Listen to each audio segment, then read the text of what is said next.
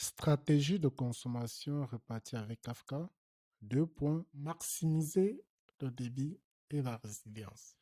Dans les systèmes distribués à fort volume, la stratégie de consommation répartie vise à tirer parti de l'architecture Kafka pour paralléliser le traitement des messages tout en assurant une tolérance aux pannes et une gestion fine de la charge. Principe fondamental.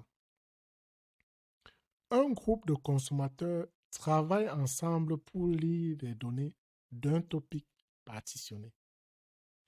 Kafka garantit que chaque partition est consommée par un seul consommateur au sein du groupe à un instant T. Stratégie typique de répartition. 1. Round robin sur les partitions. Répartition simple où Kafka assigne les partitions aux consommateurs de manière uniforme. Comme avantage, nous avons l'équilibrage automatique. Comme limite, ne tient pas compte de la charge ou du contexte. 2. Affinity base, basé sur la clé. Kafka utilise la clé du message pour envoyer les données vers une partition précise. Permet au consommateur de traiter des flux cohérents, stateful processing.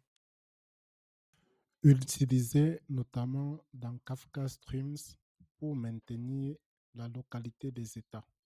En 3, nous avons Sticky Partition Assignment à partir de Kafka supérieur à la version 2.4. Kafka tente de minimiser les changements d'affectation de partition entre rééquilibrage, idéal pour réduire les coûts de rebalancing dans les systèmes à état. 4. Manual Assignment. Cas avancé. Le développeur choisit manuellement quelle partition un consommateur lit.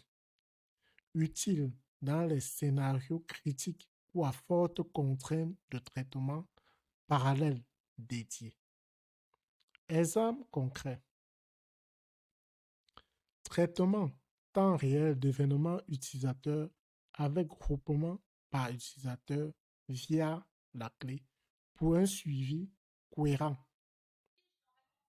Agrégation de données financières par marché ou devise, chaque partition représentant un segment de marché. Les éléments à surveiller de près.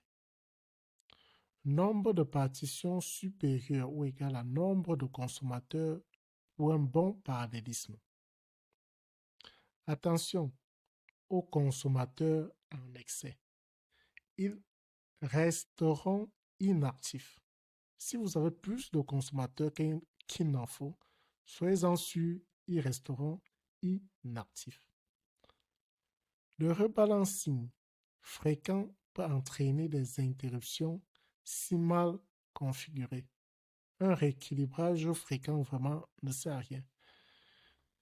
Les bonnes pratiques sont les suivantes. Nous les avons recoupées dans un tableau. Voyons ensemble ce qu'elles ressemblent.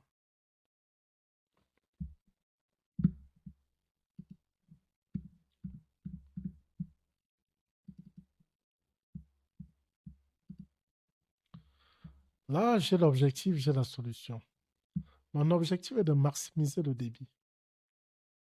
Comme solution, Kafka me propose de multiplier les partitions et équilibrer les consommateurs. Donc, je multiplie les partitions et j'équilibre les consommateurs. Objectif, minimiser les interruptions. Il me suffit d'activer le rééquilibrage incrémental.